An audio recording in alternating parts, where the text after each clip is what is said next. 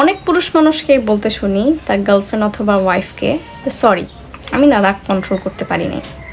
তাদের উদ্দেশ্যে আমি শুধু একটা কথাই বলতে চাই, আপনি কি জানেন রাগ দুনিয়ার একমাত্র ইমোশন যেটা কন্ট্রোল করা যায়?